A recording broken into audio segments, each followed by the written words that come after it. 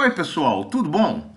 Eu sou José Carlos Pinto falando com vocês aqui no canal Falando com Ciência sobre aspectos da educação, da ciência e da pesquisa que se faz no Brasil. Você já passou pela experiência de submeter uma proposta para um edital de uma agência de fomento para obter algum tipo de financiamento e obteve como resposta o parecer de que a sua proposta foi aprovada no mérito, mas não obteve a classificação necessária para ter direito a receber o financiamento? Pois é, bem comum, né? Mas será que isso é correto? Imagine aí que você faz um concurso para a Petrobras e obtém como resposta o parecer de que, ok, você foi aprovado no mérito, mas não obteve classificação para postular uma vaga na empresa. O que você acharia dessa resposta? Aliás, você já viu o tamanho do edital de seleção para a contratação da Petrobras? E se você estivesse fazendo o Enem, submetesse uma proposta de ingresso numa universidade e recebesse como resposta que, ok, você é um bom candidato, mas não obteve classificação para ingressar naquela universidade sem que você saiba quantos pontos você fez e quantos pontos os selecionados fizeram. Você acha isso correto?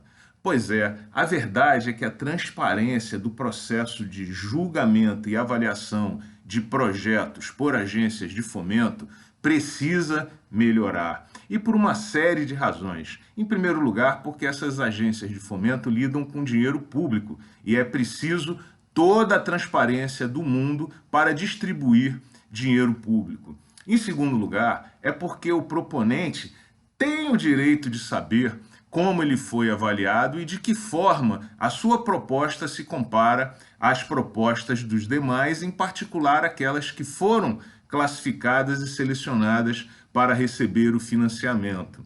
Em terceiro lugar, porque os pareceres deveriam ser públicos, em particular aqueles que foram tomados como referência para oferecer a avaliação final daquela proposta. E em quarto lugar, é porque a apresentação da lista dos aprovados não é suficiente se não é possível para um postulante qualquer entender por que exatamente ele não está naquela lista em que os selecionados estão.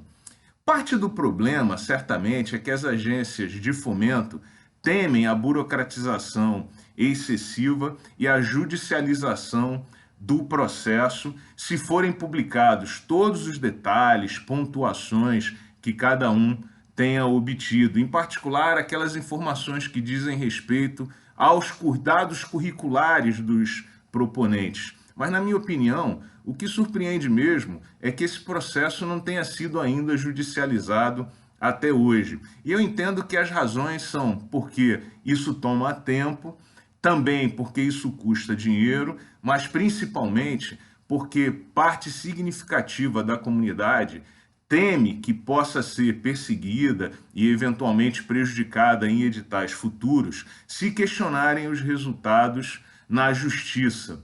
Por isso, pode ser que o processo de seleção e avaliação seja muito justo, mas é necessário reconhecer que os processos atuais abrem oportunidades para manipulações políticas, para perseguições individuais e dificulta muito a correção de injustiças, porque diante desse parecer, o que pode um proponente que não foi classificado alegar? Que uma pessoa que está no quadro não foi aprovada ou que ela merecia ser classificada, mas em que base, se ela não sabe exatamente quantos pontos cada um dos proponentes e dos selecionados fizeram e como um proponente particular se compara aos demais?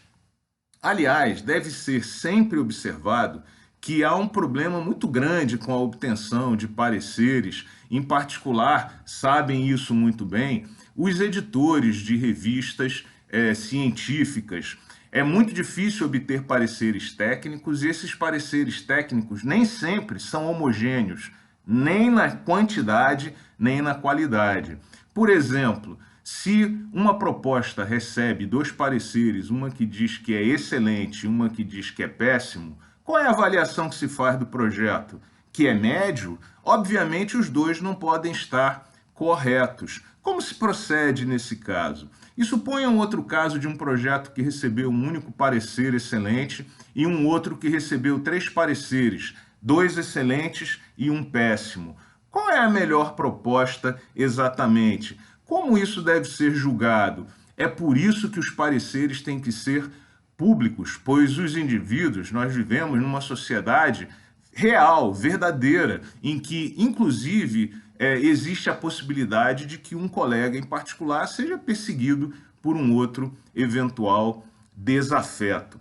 A verdade é que esse sistema de avaliações precisa mudar. Ou dia desses, alguém vai perder o receio de ser perseguido, vai ter tempo e dinheiro suficiente para bancar o processo e vai questionar o processo na justiça, para prejuízo de todo mundo. O ideal é que cada um soubesse exatamente como o seu projeto foi avaliado e como ele deveria se comparar aos selecionados. Enquanto isso não for feito, algo de muito errado estará sendo feito pelas agências de fomento e estará sendo feita aí uma fermentação para problemas futuros. Pode esperar.